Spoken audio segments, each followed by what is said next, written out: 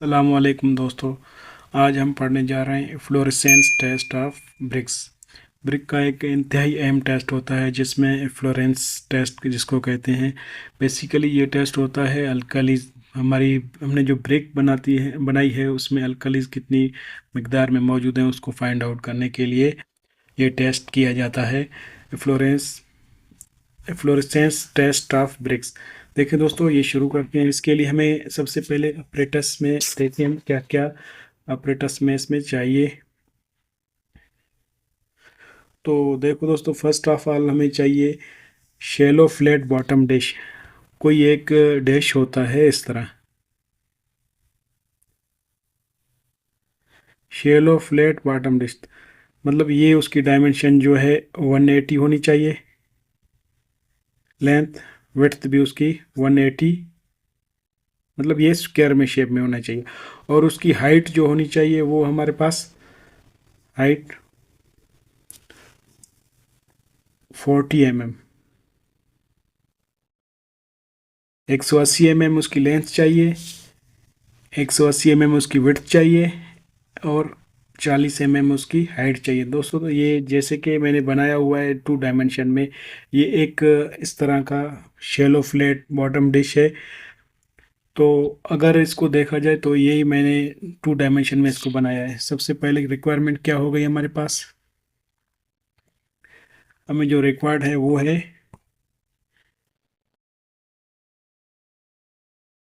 Shallow flat bottom dish. देखिए दोस्तों, इसका बॉटम जो है बिल्कुल फ्लैट होता है, जैसा कि ये 2 डायमेंशन में आपको नज़र आ रहा है। बिल्कुल इसी तरह उसका बॉटम जो है फ्लैट ही होता है, इसी वजह से इसको फ्लैट बॉटम डिश कहते हैं।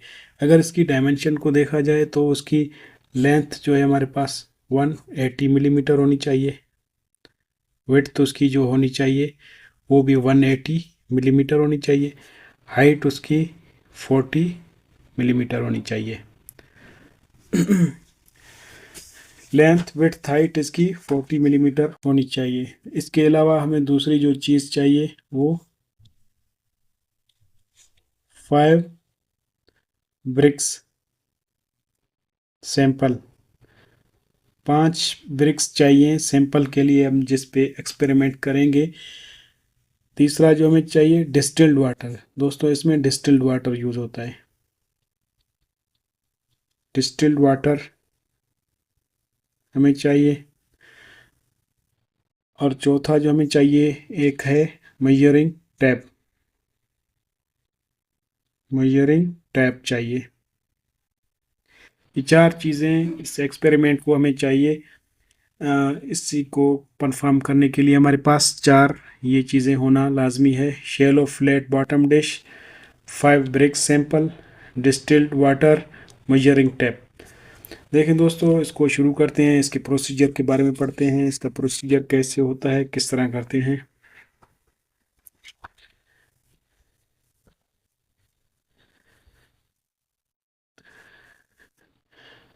देखें दोस्तों, सबसे पहले तो हम इसके लेते हैं 5 ब्रिक सैंपल। तो इसको अगर देखा जाए तो कुछ इस तरह लिख सकते हैं, take 5 bricks at random from the given sample.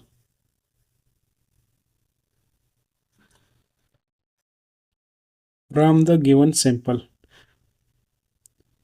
सबसे पहले आपको करना ये है कि 5 ब्रिक्स आपने सैंपल से वहाँ से जहाँ पे भी स्टोर है वहाँ से 5 ब्रिक्स रेंडमली आपने उठानी है। नंबर दूसरा जो आप देखें इसको,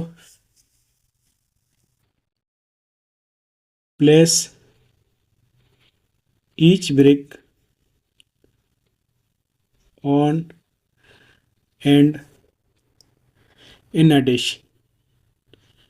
देखें दोस्तों, इसको डिश में डालेंगे, हर ब्रिक को इसी तरह डिश में डालेंगे जैसा कि ये मैंने यहाँ पे लिखा है। ये देखें, उसकी एंड जो है पानी में होनी चाहिए। और ये इंश्योर करना चाहिए ensuring depth of water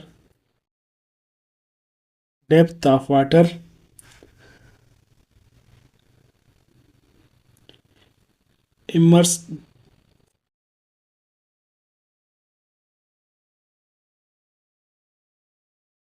at least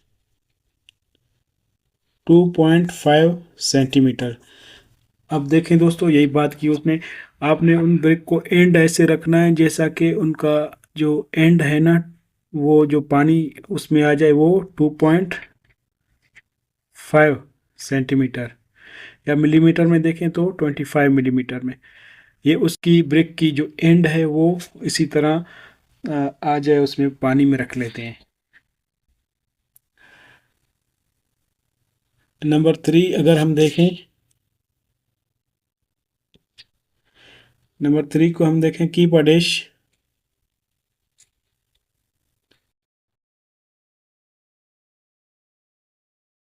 in a ventilated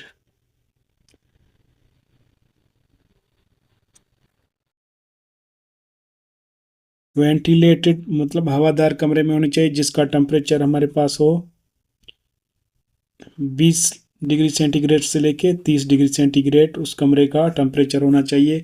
उसी में रख रहे हैं, उसी में रखना है इसको। ये जो ब्रिक्स हमने सैंपल लिया उसी को रखना है। अगर ये इसी तरह दोस्तों, ये देखें, ये जब आप इसमें पानी रखेंगे तो ये प्रोसीजर इस तरह है। पहले 5 ब्रिक आपने लेने हैं, उस 5 ब्रिक को आपने वाटर में, उसमें ये जो हमने इसको शेलो फ्लैट बॉटम डिश कहा था, ये इसी तरह है, मैंने 2 डायमेंशन बनाया है। तो उसकी एंड जो है 2.5 सेंटीमीटर ब्रिक की, उसी में डूबी रहे, इमर्स्ड रहे। तो अगर ये पानी ख़त्म हो जाए, फिर 2 मरतबा, मतलब इस प्रोसेस को 2 मरतबा रिपीट करना है। ये पानी ख़त्म हो जाएगा, फिर दूसरी बार भी उतना ही पानी आपने डालना है। जब वो भी ख़त्म हो जाएगा, फिर आप उसको जो है स्टेडी करेंगे। अब चौथ चौ नंबर 4 जो है हमारे पास, अगेन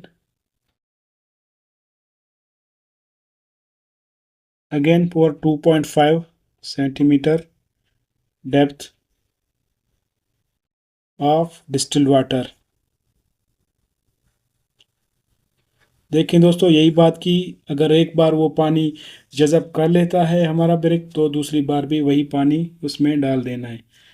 तो अब जब हम एग्ज़ामिन करेंगे इसको, अब उसको हम ब्रिक को निकाल के एग्ज़ामिन करेंगे।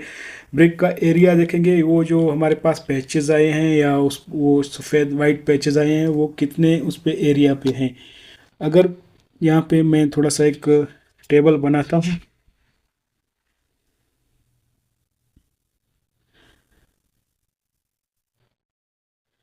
यहाँ पे अगर मैं लिखूँ ऑब्जर्वेशन, यहाँ पे रिजल्ट, देखिए दोस्तों, उसी का रिजल्ट और ऑब्जर्वेशन है। अगर पहले केस में अगर हमारे पास नो डिपॉजिट, कोई भी अगर उस पर डिपॉजिट नहीं आया है, तो इसका मतलब क्या है, नील इफ्लोरेसेंस। अगर हमारे पास 10% आया है, 10% उसका जो है आया है, covered with thin deposit, covered with thin deposits of salt. देखो दोस्तों, अगर 10% तो उसका टोटल एरिया का है, तो उसको कहते हैं स्लाइटली इफ्लोरेंस, स्लाइटली इफ्लोरेसेंस। अगर तीसरी पोजीशन में हम देखें, अगर 50% से ज़्यादा आया है उसका परसेंट, 50% एरिया कवर है,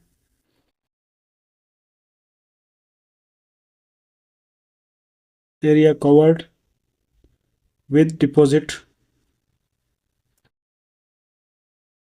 salt without any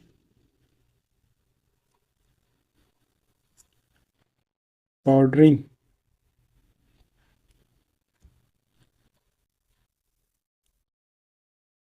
पाउडरिंग और फ्लेकिंग सरफेस। देखें दोस्तों, कुछ पाउडरी आपको या फ्लेकिंग सरफेस नज़र नहीं आ रही है, लेकिन 50% उसका है, तो उसमें हम क्या करते हैं, मॉडरेट, वो हमारे पास होगा मॉडरेट सी, मॉडरेट इफ्लोरेसेंस। अब देखें दोस्तों, नंबर 4 पॉइंट पे अब हम देखें, 50% एरिया कवर है वो साल्ट डिपॉजिट से।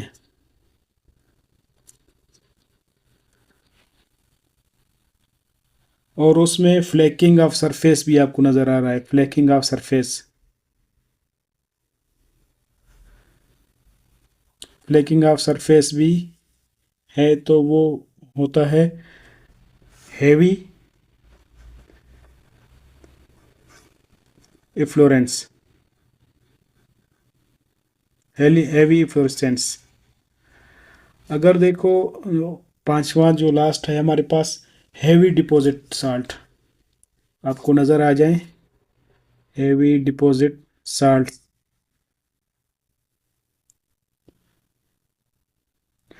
With flaking of the surface, flaking of surface. देखिए दोस्तों, अगर आपको हैवी डिपॉजिट नज़र आ जाए साल्ट के, salt with heavy flaking of surface, तो वो हम उसको कहते हैं सीरियस, सीरियस इफ्लोरेंस, फ्लोरेसेंस। दोस्तों, ये था हमारा आज का टॉपिक। अगर आपको मेरी वीडियो अच्छी लगी, लाइक सब्सक्राइब शेयर ज़रूर करें। शुक्रिया।